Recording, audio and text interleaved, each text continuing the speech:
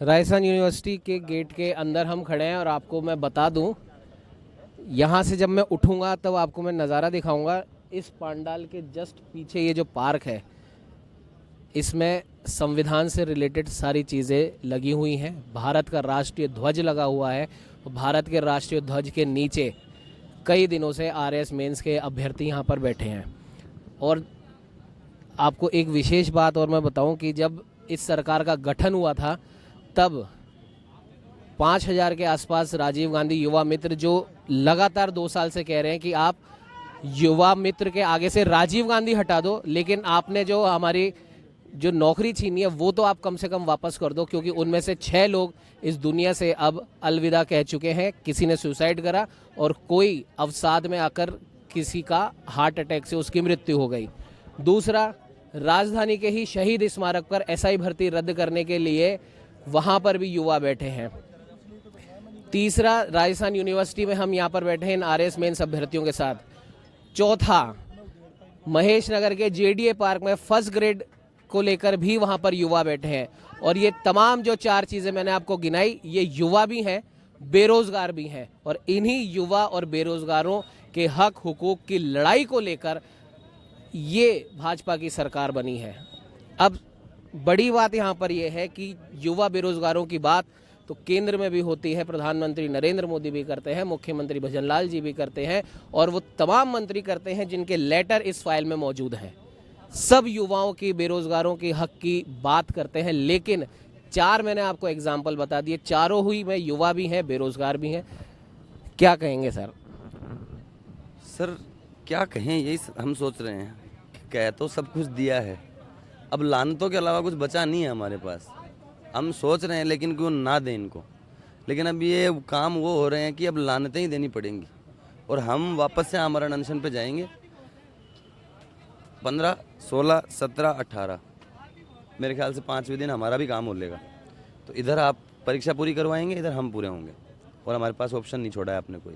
लेकिन एक वीडियो आप लोगों की तरफ से आज जारी हुआ था जिसमें साफ तौर पर ये दिख रहा था, बीजेपी प्रदेश अध्यक्ष मदन राठौड़ जी बोल रहे थे कि आपका काम हो चुका है, बस थोड़ी बहुत औपचारिकताएं बाकी रह गई हैं। तो अगर काम हो चुका था तो आज ये कैलेंडर कैसे कैलेंडर क्या, माफ़ कीजिएगा, जो एडमिट कार्ड है वो कैसे जारी हो अगर काम हो गया था तो?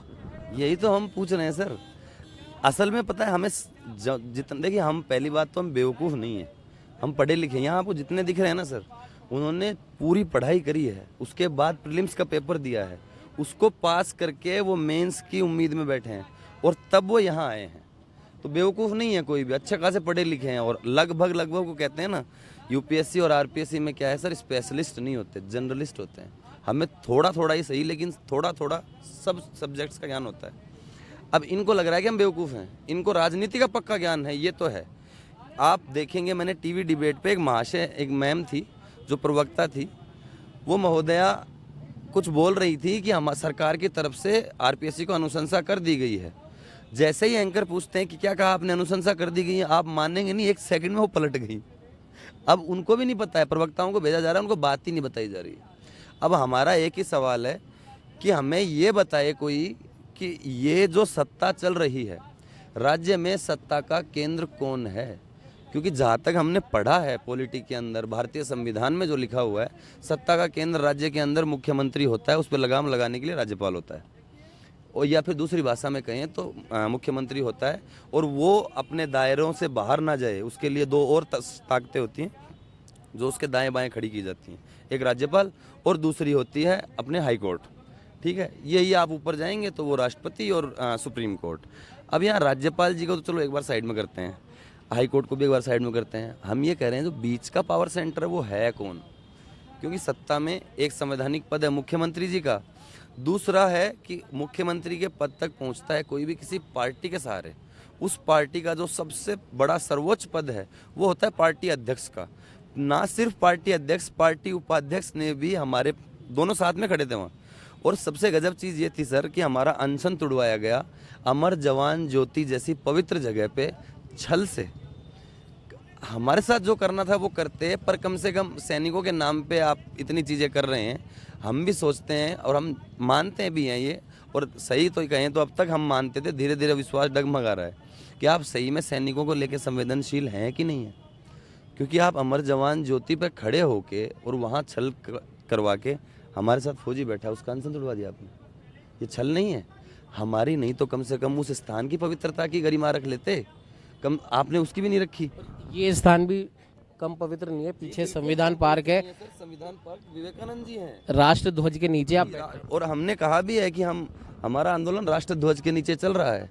हम किसी पार्टी के एजेंडे पे नहीं चल रहे हैं, हम राष्ट्र ध्वज के नीचे चल रहे हैं, छात्र हैं, छात्र हित की बात कर रहे हैं। आपको यहाँ राजनीति की सिंगल बात नहीं मिलेगी। अब देखिए, 1000 लोगों में 1-2 जो हैं अपवाद स्वरूप होते हैं, वो हर जगह होते हैं, हम नहीं मान सकते, यहाँ भी होंगे।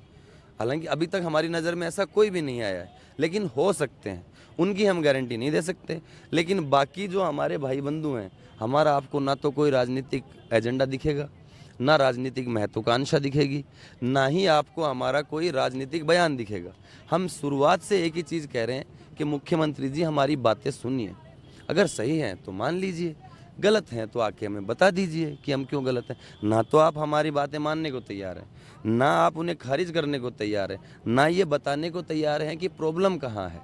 और आपके जो जनप्रतिनिधि हैं वो लेटर लिखे जा रहे हैं। अभी थोड़ी देर पहले एक टीवी डिबेट में मैं देख रहा था, भाजपा के प्रवक्ता कह रहे थे कि आरपीएससी एक ऑटोनोमस बॉडी है, एक स्वायत्त संस्था है, उस पर सरकार का कोई कंट्रोल नहीं है। सर, ये कंट्रोल जो है, आरपीएससी अभी बाहर हुई है क्या कंट्रोल से?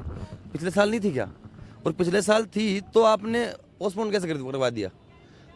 लग तो ऐसा रहा है कि अब भी साहू सर आए हैं, उनके आते ही एकदम से ऑटोनोमस हो गई है ये, और उससे पहले ऑटोनोमस थी ही नहीं।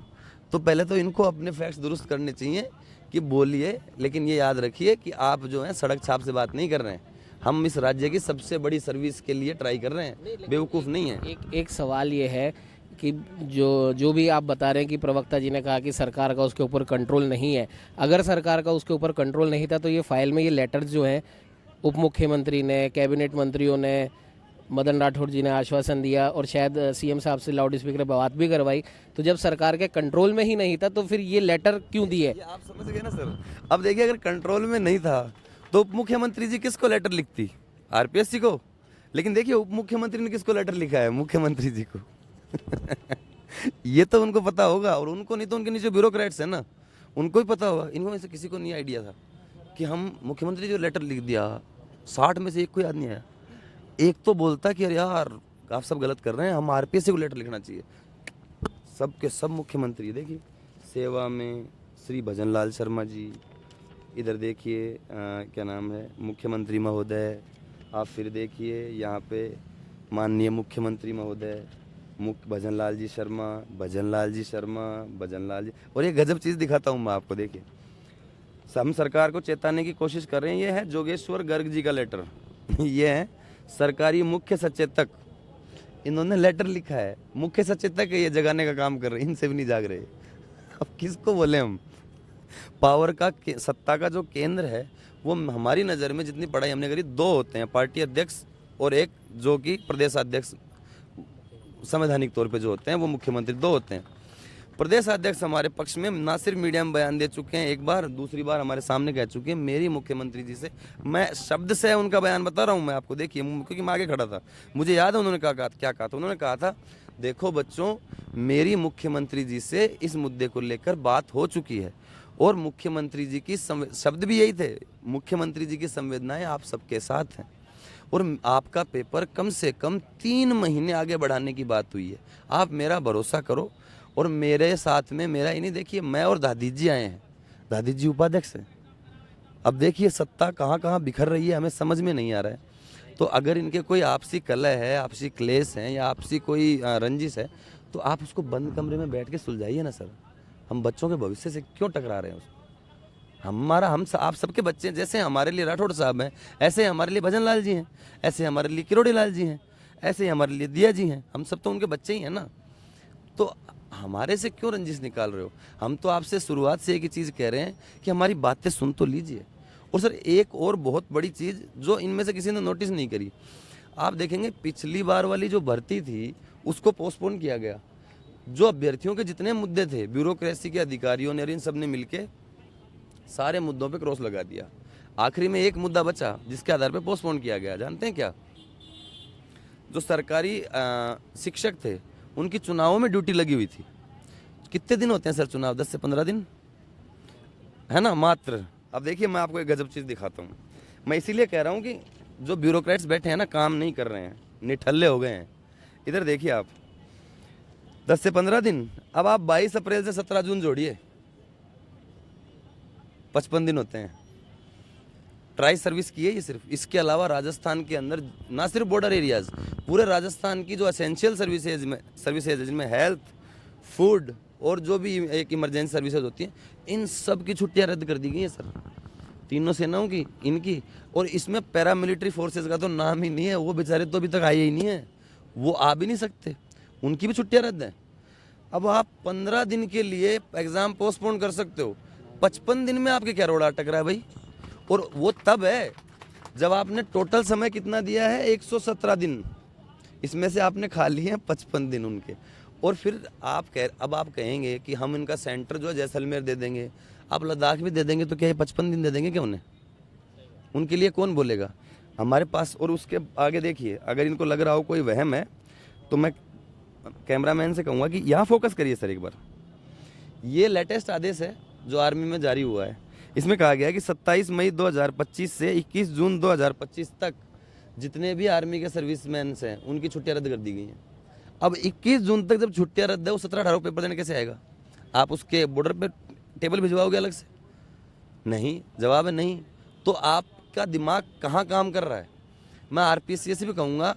और देखिए एक चीज़ और भी है, हम मुख्यमंत्री को सीधा नहीं कह रहे हैं, हमें मालूम है ये मुख्यमंत्री जी का काम नहीं है कि वो फाइलें टटोलें, ये देखेंगे ये हो रहा है वो हो रहा है। लेकिन हम उन्हें ये कहेंगे कि जो आपके सलाहकार हैं उनको पकड़ के झकझोरिए, क्या कर रहे हैं वो ब्यूरोक्रेट्स ही है ना, वो आईएएस वगैरह हैं, आरएएस वगैरह हैं। तो या तो उनको झकझोरिए कि काम करिए, और नहीं हो रहा है तो मैं तो बहुत सही सलाह दे रहा हूँ, उनको उठा के घर भेज दीजिए और वो सीटें हमारे इसमें जोड़ दीजिए, हमारा भला हो जाएगा। और हम बताएंगे सलाह कैसे दी जाती है। ट्रेनिंग होती है ना सर, 3 साल में। अब भी हमारे में थोड़ा बहुत अक्ल है, 3 साल में तो पता नहीं कितनी हो जाएगी। लेकिन वहाँ जो बैठे हैं उनकी अकल को क्या हुआ है समझ नहीं आ रहा। दीमक लकड़ी में लगते देखी थी, दिमाग पे लग चुकी है, कैसे लग रही है समझ में नहीं आ रही। अब ये चीज़ें क्या उनको नहीं पता होंगी क्या? हम बच्चे हैं, जब हम ये ले आए तो उनके पास नहीं है ये चीज़ कि 55 तो ऑर्डर ही उन्होंने ही निकाला। हाँ, आर्मी के जो टॉप ऑर्डर्स हैं उसमें देखिए 27 से 21 जून तक ये नहीं है। आर्मी के पर्सनल एक वो हमारे जवान हैं भाई राजवीर सिंह जी, वो हमारे साथ बैठे हैं। आप देखिए उनके बाद में एक अजय सिंह जी हैं, एयरफोर्स के हैं, 4 दिन से भूख हड़ताल पे हैं सर। वो कोई सुध लेने वाला नहीं है, कोई नहीं पूछने वाला है, मर जाओ। हम तिरंगा यात्रा निकालेंगे लेकिन, और हम कह रहे हैं सर आप निकालिए ना तिरंगा यात्रा, शान से कुछ तिरंगे लेके हम भी आपके पीछे चलेंगे, हम भी आपकी जय जयकार करेंगे। उस तिरंगे को सलाम करने में हमें भी गर्व होता है। हम भी चाहते हैं कि हम उसको ऐसे भी सैल्यूट करते हैं, वर्दी में भी करें। आप मौका तो दीजिए, आप मौका ही छीन रहे हैं हमसे। और अगर कुछ और बात है तो सीधा सीधा कहिए ना, आप डिबेट तो करिए हमसे, बात तो करिए। आप बात ही नहीं कर रहे हैं और ना फैसला कर रहे हैं, तो बिना जी रहे के सर ये कौन सा लोकतंत्र है? एक बात बताइए, एक बहुत बड़े राइटर की एक बात हुई है कि हो सकता है मैं आपके विचारों से सहमत ना हूँ, लेकिन विचार प्रकट करने के आपके अधिकारों की रक्षा करूँगा। यहाँ विचार प्रकट करने का अधिकार तो छोड़ दीजिए, विचार तक नहीं पहुँचे आप अभी तक। हमें बुलाइए तो सही सर, आप मीटिंग करवाइए। हम तो कह रहे हैं, आपको ऑफर दे रहे हैं, एक मीटिंग रखवाइए आप, उसमें आप ब्यूरोक्रेट्स को बुलाइए, आपके जो टॉप ऑफिशियल्स हैं उनको बुलाइए, आप आरपीएससी से ऑफिशियल्स को बुलाइए, आप अपने जो पॉलिटिकल लीडरशिप है उनको बिठाइए। 5 हम हमारे भेजेंगे, आप 5 छोड़िए, हम 2 भेज देंगे, 3 आप जितने बोलेंगे उतने भेज देंगे, 20 बोलेंगे 20 भेज देंगे। और हम बताएंगे ना आपको हमारे क्या मुद्दे हैं सर। हम यहाँ पागल तो नहीं है जो 45 डिग्री में बैठे हुए हैं, जान जा सकती थी सर, हमें मालूम है हीट स्ट्रोक। और ये जो है ना यहाँ पे बैठे हैं, इनमें से आप देखिएगा, हम किसी आंदोलन में नहीं दिखेंगे आपको, क्योंकि हमारा ये काम नहीं है, हम आंदोलनकारी नहीं है, हम छात्र हैं, हम अभ्यर्थी हैं, हम पढ़ना चाहते और हम पढ़ रहे थे सर। हमें ये उम्मीद थी कि जो ये मेंस होगा उससे पहले रिजल्ट आ जाएगा। इनका तो 1/4 15 में से 3 फेज कर पाए हैं आप, और आप कह रहे हैं आपको पेपर लेने की जल्दी है, रिजल्ट नहीं देने वाले आप। भाई क्या दिक्कत क्या हो रही है आपको, हमें समझ में नहीं आ रही है। और देखिए इनका एक और चीज़ है कि सरकार का क्या रोल है आरपीएससी के अंदर, वो फिर से वो बार बार एक ही चीज़ दोहराए जा रहे हैं। सरकार का क्या रोल है आरपीएससी के अंदर? मैं इनसे पूछना चाहूँगा कि जो यूआर साहू जी हैं, कहाँ से किन्होंने बनाया? पॉलिटी हम पढ़ते हैं सर, सब्जेक्ट है, उसमें मुख्यमंत्री का बहुत बड़ा रोल होता है। तो एक तो प्रवक्ताओं को सिखा के भेजें और इनको बोलें कि हमारी संवेदनाओं का मजाक ना बनाएं, हम बिना तर्कों के बात नहीं कर रहे हैं, हम तर्क संगत बात कर रहे हैं, तार्किक बात कर रहे हैं, वाजिब मांग कर रहे हैं, वाजिब वजहों से कर रहे हैं और वाजिब तरीके से कर रहे हैं। आपने स्टार्टिंग से इस आंदोलन को देखा होगा, आपने शायद मेरी जितनी उम्र नहीं होगी उससे ज़्यादा आंदोलन देख लिए होंगे आपने देखा है इतना शांतिप्रिय आंदोलन। हमने इतने दुख झेले हैं मगर हमने किसी को कोई गाली नहीं बकी अभी तक, ना किसी के प्रति हम अभद्र हुए हैं। हम सभ्य लोग हैं, हम पढ़े लिखे हैं, हम समझ रहे हैं कि हमारी बातें शायद देर से इसी लेकिन पहुँचे तो की, पर आप इतनी देर कर देंगे हमें समझ में नहीं आ रहा था। आपके पास उद्घाटन करने का वक्त है, ये वक्त है, 1 घंटे की मीटिंग चाहिए सर। मैं तो कह रहा हूँ 1 घंटा बहुत ज़्यादा है, आधा घंटा मैटर सोल्व है। ये कुछ मैटर ही नहीं है, आप बैठिए तो सही, अपने मन में लाइए तो सही कि इसको सोल्व करना है, पर आप शायद नहीं चाह रहे हैं और आप या फिर आपको चाहने नहीं दिया जा रहा है। और दूसरी तरफ पार्टी के अंदर सत्ता का केंद्र कौन है ये भी नहीं समझ में आ रहा है। दोनों उप मुख्यमंत्री हमारे पक्ष में हैं। आप देखिए ना, ये बड़ी विचित्र स्थिति है। दोनों उप मुख्यमंत्री हमारे पक्ष में हैं, प्रदेशाध्यक्ष हमारे पक्ष में है, उपाध्यक्ष उनके साथ में खड़े होकर हमें आश्वासन देते हैं, वो भी हमारे पक्ष में है। एक व्यक्ति, अब हम नहीं कह सकते कि वो हमारे खिलाफ है, क्यों, हमारी उनसे अभी तक मुलाकात नहीं हुई और हम उम्मीद करते हैं कि आज शायद उनसे मुलाकात हो जाए और मुलाकात होते ही शायद उनको हमारी बात पहुंच जाए। हमें ये भी तो नहीं कह सकते ना सर उन तक बात पहुंच रही भी है कि नहीं। बिल्कुल, मेरा अगला सवाल भी आपसे ही है। जैसे आप पूरी फाइल आप लेकर बैठे हैं और आज कहीं ना कहीं अखबारों के जो संपादकीय होते हैं, कई अखबारों के संपादकीयों में भी ये चीज़ आई है कि जब 40 से ज़्यादा कैबिनेट के हिस्सा जो है मंत्री लोग, वो आपको समर्थन पत्र दे रहे हैं मुख्यमंत्री जी के नाम, जैसा आपने अभी दिखाया। दोनों उप मुख्यमंत्री आपको समर्थन पत्र दे रहे हैं। प्रदेश अध्यक्ष मदन राठौड़ जी बोल रहे हैं खुद की मेरी बात हो गई है। तो क्या ये श्रेय लेने की होड़ के चक्कर में क्या आपके हकों की हत्या हो रही है, आपको लग रहा है? जी, क्लियरली तो हम नहीं जानते, पर जैसे जैसे हालात वो बनाते जा रहे हैं वैसे वैसे सारी चीज़ें इसी ओर इशारा करती हैं। क्योंकि जब हम एक लीडर की तरफ देखते हैं तो वो हमें समर्थन दे रहा है, जब हम दूसरे लीडर की तरफ देख रहे हैं तो कुछ बोल ही नहीं रहा है। तो इन चीज़ों का मतलब क्या है? हम पढ़े लिखे हैं, माना हमारी उम्र आप लोगों से कम है, पर इतनी भी कम नहीं है कि हम ये बेसिक चीज़ें भी ना समझ पाएँ कि आप लोगों को इतना समय क्यों लग रहा है। अगर ऐसा कुछ आप लोग कर रहे हैं तो मैं आप लोगों से एक ही रिक्वेस्ट करूंगा कि ये जो आपकी चीज़ें हैं ना, ये आपकी पर्सनल चीज़ें हैं। इन पर्सनल चीज़ों का बच्चों के भविष्य से लेना देना नहीं होना चाहिए। इतनी समझ आप में भी होनी चाहिए, तो उस चीज़ को आप समझें और अपनी समझ के अकॉर्डिंग जो डिसीजन जल्दी लेना चाहिए वो लें। अदरवाइज़ बहुत सारे बच्चों का जो भविष्य है ना वो ख़राब होगा। आपकी तो जो बातें हैं वो आज हैं और कल भी रहेंगी, पर बच्चों के पास समय नहीं है। एग्ज़ाम सर पे आप लोगों ने डेट दे दी है, आप लगातार धक्का मार मार के दिन को आगे लेते जा रहे हैं और वो धक्का एक आश्वासन का रूप बन ले चुका है, जो कि अब हम बिल्कुल नहीं मानने को तैयार हैं। 14 तारीख आज हो चुकी है, 2 दिन आपके पास बचे हैं, 15 और 16। आज आप लोग सुबह से किरोड़ी लाल जी के घर पर भी थे। हालांकि किरोड़ी लाल जी का ये वक्तव्य भी आया कि भाई मेरे घर पे आप धरना वगैरह मत दीजिए, लेकिन जो भी बच्चे यहाँ पर आए हैं उनके खाने पीने का भी मैं ध्यान रख रहा हूँ। और वो आपसे मिले भी हैं, उनसे क्या बातचीत हुई आज? जी, उनसे हमारी अभी तक बात पूरी तरीके से नहीं हो पाई है। उन्होंने पर हमारा पूरी तरीके से वहाँ ध्यान रखा है। मैं ये कहना चाहूँगा, उनको देख के लगता है कि एक भावी सीएम कैसा होना चाहिए। मैं ये भी बोलना चाहूँगा, अगर इस तरीके का व्यवहार अगर हमारे मुख्यमंत्री हमारे साथ करें, हमें बुला के हमारे बारे में पूछें, तो मैं मानता हूँ कि जिस स्तर पे हम लोग आज हैं ना, हम कहीं ज़्यादा उच्च स्तर पे पहुँच सकते हैं। इवन प्रशासन के अंदर भी हमारा जो प्रशासन करने का जो लेवल रहेगा वो इस तरीके के आइडियल्स के साथ में बहुत ही अच्छा रहे। पर हो इसके बिल्कुल विपरीत रहा है। वो बिल्कुल इस चीज़ को कहीं और ही लेके जा रहे हैं, पूरी तरीके से अनदेखा कर रहे हैं। किरोड़ी लाल जी ने भले हमें स्टार्टिंग से लेकर अभी तक हमारी मुलाकात नहीं हो पाई है, क्योंकि उन्होंने स्टार्टिंग में भी एक चीज़ बोल दी थी कि उन्हें मीठे लड्डू देने की आदत नहीं है। वो हमारी तरफ से पूरी कोशिश कर रहे हैं और कुछ भी वो कुछ कर पाने में सक्षम होंगे, मेरे हिसाब से वो तभी हमें उस चीज़ के लिए बुलाएंगे। उसी चीज़ के लिए हम वेट कर रहे हैं उनके द्वार पे अभी भी। तो मैं यही बोलूँगा कि जब वो कर सकते हैं ना, तो बाकी मंत्री भी कर सकते हैं, पर वो क्यों नहीं कर रहे हैं, तो उसका कारण यही समझ में आ रहा है मुझे कि उनका इंटरनल कन्फ्लिक्ट में भी कारण हो सकता है। क्योंकि उसके अलावा जो सब पढ़े लिखे लोग जब इस चीज़ को समझ पा रहे हैं तो वो क्यों नहीं समझ पा रहे? क्या लग रहा है आपसे भी मैं जानना चाहूँगा कि भाई जब मंत्रियों के लेटर आपके पास पड़े हैं और सब लोग आपके समर्थन की बात भी कर रहे हैं, अब तो विपक्ष भी कूद गया है आपकी लड़ाई में, ट्वीट के माध्यम से, बयानों के माध्यम से, उसके बाद भी इतने दिन आप लोगों को हो जाते हैं और सिर्फ आश्वासन के अलावा आपके पास अभी तक कुछ है नहीं और मात्र 2 ही दिन बचे हैं। सर आज 20 दिन हो गए आज हमको यहाँ पे सर आश्वासन मिल रहा है और कुछ भी नहीं। एक तरफ बीजेपी बात करती है रामराज की, अगर ऐसा रामराज सरकार चाहिए तो हमको राजस्थान में ऐसी रामराज की कोई ज़रूरत नहीं है। राम अयोध्या में थे तो माने राम ने लोगों के साथ ऐसा छल नहीं किया। जो अमर ज्योति पर बुलाकर इन्होंने बोला था कि आपको डेट बढ़ा दी जाएगी, मुंह मीठा कर रहे हैं, वो कर रहे हैं और विश्वासघात करके अनशन तुड़वा दे लोगों का। इससे अच्छा तो मनाही कर देते शुरू के दिन ही। इतने बच्चे यहाँ पर आ रहे हैं, उनके साथ विश्वासघात कर रहे हैं, वो आते हैं यहाँ पर उनकी पढ़ाई करते और एक तरफ बोलते हैं संवैधानिक संस्था आरपीएससी यही डिसीजन लेगी। अगर आरपीएससी डिसीजन लेगी तो इनसे 10 महीने में कॉपी चेक नहीं हो रहे हैं आरपीएससी से, पूरे सदस्य है नहीं, एक पैनल इंटरव्यू करवा रहा है और इन 7 से वैकेंसी थी तो इन्हें पीछे वैकेंसी बढ़ाई है। तो इससे लगता है बीजेपी भी जो कांग्रेस सरकार पर जो पेपर का आरोप, लीक का आरोप था, वो बीजेपी सरकार ने भी कुछ इससे सबक नहीं लिया है। 2 साल हो गई, अगर आरपीएससी में उनको कुछ करना था सुधार तो 2 साल से कर क्यों नहीं और ना कैलेंडर जारी करते हैं। इससे तो ऐसा लगता है बीजेपी भी कांग्रेस की तरह बच्चों को पेपर बेचती है या खुद रिश्तेदारों को ऐसी धांधलीबाजी करती है और कुछ भी नहीं सर। सर ये बीजेपी सरकार अपनी बातों पे तो रह नहीं रही, क्योंकि 40 से ज़्यादा मंत्रियों ने, मतलब विधायक समेत मंत्रियों ने हमें समर्थन पत्र दिया है, लेकिन उसके बावजूद इनकी बातें नहीं मानी जा रही।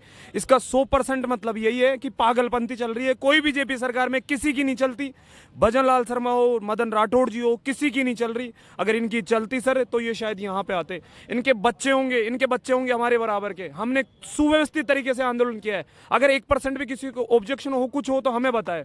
उसके बावजूद बीजेपी सरकार का कोई मंत्री यहाँ नहीं आया। भजन लाल शर्मा जी किरोड़ी लाल मीणा जी कल यहाँ आए, उसके बाद में आज वहाँ हम कम से कम 500-700 जने वहाँ गए, वो बाहर नहीं आए, उन्होंने कोई आश्वासन दिया। आज वो अपनी बातों से चेंज हो रहे हैं। तो इसका सिर्फ एक ही वो है कि बीजेपी सरकार में किसी की नहीं चल रही प्रेजेंट टाइम पे। यहाँ पर्चियों से काम हो रहा है। अगर किसी की चलती हो तो हमारे सामने आते, हमारी मांगों को एक बार सुनते तो सही। अगर कुछ गलत होती है हमें बताते। इनसे सिर्फ और कुछ नहीं हो, हमारी बदुआ उनके साथ जाएंगी, उनके कीड़े पड़ेंगे। मैं बिल्कुल अपनी होश आवाज से कह रहा हूँ, उनके कीड़े पड़ेंगे, उनके हमारे बराबर के बच्चे होंगे। बिल्कुल धांधली चल रही है यहाँ। पेपर शायद मेरे हिसाब से पहले बिक चुके हैं। अगर नहीं बिकते तो शायद वो हमारे सामने आते। तो इनका एक ही वो है कि या तो पेपर बिल्कुल स्थगित कर दो, स्थगित नहीं करोगे तो आप शायद हम बहिष्कार करेंगे, बीजेपी का जिंदगी भर के लिए बहिष्कार करेंगे। मैं जितने भी मेरे यहाँ भाई बंधु है सब शायद बीजेपी को वोट कभी नहीं देंगे। अगर बीजेपी का कोई कार्यकर्ता हमारे पास भी आएगा तो वो काला मुंह करवा के ही जाएगा हमारे से। देख सकते हैं आक्रोश बहुत है बच्चों के अंदर और जाहिर सी बात है इतने दिन से ये बैठे हैं, पूरी फाइल लेकर बैठे हैं तमाम कैबिनेट मंत्रियों के समर्थन की, जो कि मुख्यमंत्री जी के नाम लिखा हुआ है। और जैसा कि ये लोग बार बार कह रहे हैं और आप हमारे चैनल के माध्यम से देख भी रहे हैं, शुरुआत से इनका आंदोलन देख रहे हैं, तिरंगे झंडे के नीचे से इन्होंने अपने इस आंदोलन की शुरुआत करी है। संविधान पार्क के सामने ये बैठे, तो जाहिर सी बात है ये अपने संवैधानिक हक के लिए लड़ रहे हैं और वो भी शांति से लड़ रहे हैं। सबसे बड़ी बात ये है 3 या 4 बार इनके कई साथी हॉस्पिटल में एडमिट हो चुके हैं, अपनी तबीयत तक खराब करवा चुके हैं। जो मेडिकल रिपोर्ट भी हमने आपको शुरुआत में दिखाई थी 1-2 रिपोर्ट पहले, बिल्कुल जानलेवा बीमारी की ओर ये बढ़ रहे थे अगर ये अपना अनशन नहीं तोड़ते। हो सकता है इसी के डर की वजह से शायद प्रदेश अध्यक्ष जी ने इनका अनशन तुड़वा दिया कि भाई किसी की जान ना जाए। लेकिन अगर वो अनशन तुड़वाया तो उस अनशन को तुड़वाने के समय जो आश्वासन जो दिया था, जो बात जो कही थी, वो बात भी पूरी करनी थी। अब इन लोगों के पास में मात्र 2 दिन बचे हैं। 17-18 तारीख जारी हो चुकी है। आज से एडमिट कार्ड ऑनलाइन दिखने शुरू हो चुके हैं। तो फिर इनकी बात का क्या, और इनकी छोड़िए जो ये फाइल लेकर बैठे हैं, जो ये लेटर तमाम लेकर बैठे हैं, उन लेटर का क्या, इस फाइल का क्या, तमाम मंत्रियों के आश्वासन का क्या, उप मुख्यमंत्रियों के आश्वासन का क्या और प्रदेश अध्यक्ष जी के आश्वासन का क्या, क्या कहना चाहेंगे? सर मैं एक चीज़ और बोलना चाहूँगा। यहाँ पे बाकी सब जो चीज़ें हो रही हैं सो हो रही हैं, इसमें 2 जो चीज़ें हैं, एक तो राम राज्य की सरकार वाला। राम राज्य की सरकार में राम जी को तो सबने पहचान लिया, पर राम जी का जो वंश था ना, उसके अंदर आपने एक बहुत इम्पॉर्टेंट चीज़ नोट की हो तो उन लोगों ने जो बोला वो किया, हर हालत में किया। दशरथ जी ने 2 वचन दिए थे अपनी पत्नी को, उसके लिए उन्हें अपने बेटे को वनवास देना पड़ा, जिसके कारण उनकी मृत्यु भी हुई, फिर भी वो अपनी जगह से नहीं हिले थे। आप जिन आइडियल्स को पूज रहे हैं ना, उनके जो रहे हैं, जो उन्होंने कार्य किए हैं, आप उनके अकॉर्डिंग चल नहीं रहे तो अपनी सरकार को एक तो राम राज्य कहना बंद कीजिए। दूसरा, आपने ये जो तरीके निकाले हैं कि कोई अगर किसी भी तरीके से धरना दे रहा है या फिर किसी भी तरीके से किसी भी बात का खंडन कर रहा है तो आप उसको नेगलेक्ट कर रहे हो, आप उससे जाके पूछ नहीं रहे हो। इस चीज़ से आप आने वाले भविष्य की सरकारों को, प्रशासन को जो संदेश दे रहे हो ना कि किसी भी तरीके के अपोजिशन को आप स्वीकार ही ना करें, उस पर ध्यान ही ना दें, ये पूरी तरीके से एक गणतंत्र, एक लोकतंत्र की हत्या है। आप उनको अधिकार भले ही दे रहे हो कि आप जाके अमर जवान ज्योति के नीचे बैठ के धरना दो, पर जब आप उनकी किसी भी तरीके की बात के ऊपर ना तो आप अपना कोई प्रतिनिधि भेज रहे हो, ना तो खुद जाके उनसे कुछ बात कर रहे हो, तो इसका सीधा सीधा आप मतलब यही है कि आप उनकी बात को पूरी तरीके से तवज्जो ही नहीं दे रहे हो। इसका सीधा साधा मतलब है कि आप कुछ भी कर लो, हम कुछ बोलेंगे ही नहीं, हम सुनेंगे ही नहीं। तो आप सिर्फ और सिर्फ एक जो क्या कहते हैं एरिस्टोक्रेसी होती है ना, उसको बढ़ावा देने की तरफ आगे अग्रसर हो। राम राज्य की बात जाहिर सी बात है भाजपा हमेशा से करती आई है, और प्रभु श्री राम जी की आपने एक की मूर्त भी आपने लगा रखी है, और जिन उप मुख्यमंत्री का समर्थन पत्र आप लेकर आए हो वो अपने आप को राम का वंशज ही कहती हैं। कई बीच बीच में कई ऐसे स्टेटमेंट भी आए कि उनके पास सबूत भी हैं। तो राम के वंशज ने जब आपको लेटर लिख दिया, राम राज्य की ये सरकार है, उसके बाद भी राम राज्य आपके लिए नहीं आ पा रहा है। सर मैं तो देखिए, हमारा तो ये सबका यही मानना है कि या तो ये पोस्टपोन हो, या ये जो 58-60 लेटर्स हमारे साथ पड़े हैं, हमारे नहीं तो कम से कम खुद के सम्मान के लिए इन सबको इस्तीफा दे देना चाहिए। कि ये फिर थोड़ी बहुत अगर नैतिकता, आप में मेरे भाई ने सही कहा, थोड़ी बहुत भी अगर नैतिकता बची है, थोड़ी बहुत भी हिम्मत और ज़रूरत बची है, या न्याय संगतता बची है कि थोड़ा बहुत न्याय के प्रति आपका झुकाव है, तो इस्तीफा दे दीजिए, या मुख्यमंत्री के घर जाके खड़े हो जाइए। क्योंकि हम भटक लिए 1 महीने, आप हमारे लिए 1 घंटे तो जाइए, जाके खड़े हो जाइए कि ये काम करिए। क्यों? क्योंकि हमने लिखित में दिया है, ये जुमला नहीं बोला है आपने चुनाव में, ये लिखित में दिया है। और मजा आप जो कह रहे हैं कि राम के वंशज, हमने टॉप पे लगाया है उन्हें, देखिए इसीलिए सबसे पहला लेटर उन्हीं का है। शुरुआत इन्हीं को करनी चाहिए कि इस्तीफा मैं दे रही हूँ, फिर बैरवाजी को करना चाहिए, फिर बाकियों को करना चाहिए, और अब या तो फिर खुल के मीडिया में आ जाना चाहिए और ये कह देना चाहिए कि हमारी मुख्यमंत्री हमारी बातें नहीं मान रहे हैं, या मुख्यमंत्री जी बोल देना चाहिए कि ये लेटर मेरे पास नहीं पहुँचे, ये आपके पास कहाँ से आ गए। तो फिर हम उनके पास जाते हैं वो लेटर लेके, और एक साथ मुख्यमंत्री जी देते हैं, ये लीजिए। सॉल्यूशन सब चीज़ों का है सर। उसके लिए आपके पास समय कहाँ बचा है? सर 1 घंटे का काम है ये, मैं अभी भी बता रहा हूँ, 1 घंटे का काम है ये। आपको हमसे ज़्यादा आप जानते हैं मुख्यमंत्री जी क्या कर सकते हैं और क्या नहीं कर सकते हैं। वो इस वक्त किस गद्दी पे बैठे हैं? किसी वक्त जो सम्राट अशोक की गद्दी हुआ करती थी, उस पर आज विराजमान है श्रीमान नरेंद्र मोदी जी, और उनके अंदर जो महाजनपद थे उसी तरह एक जनपद की गद्दी पे बैठे हुए हैं हमारे भजनलाल जी शर्मा। तो ताकत का तो आप अंदाजा ही नहीं लगा सकते हैं, ना हम लगा सकते हैं कि कितनी बेइंतहा ताकत है। एक मंशा, एक आदेश। पिछली बार भी काम दिन पहले जो था, 4-5 दिन पहले नोटिफिकेशन निकला था ना पोस्टपोन का, 27 को पेपर था। तो जब तब हो सकता है तो अब क्यों नहीं हो सकता? बिल्कुल सही बात है, जब पहले हो सकता है तो अब क्यों नहीं हो सकता। और जिस प्रकार से हम भी बार बार कह रहे हैं आपको कि राष्ट्रीय ध्वज के नीचे लगातार कई दिनों से एक शांतिपूर्ण आंदोलन इन लोगों का चल रहा है।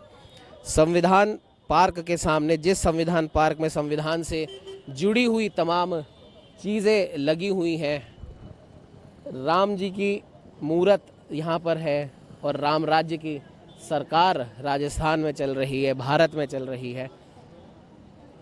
इतना सब यहाँ पर प्रदर्शित किया गया है, उसके बाद भी अगर इन लोगों की बातें नहीं मानी जा रही हैं, या फिर मानने में देरी अगर हो रही है, तो इस देरी का आखिर जिम्मेदार कौन है?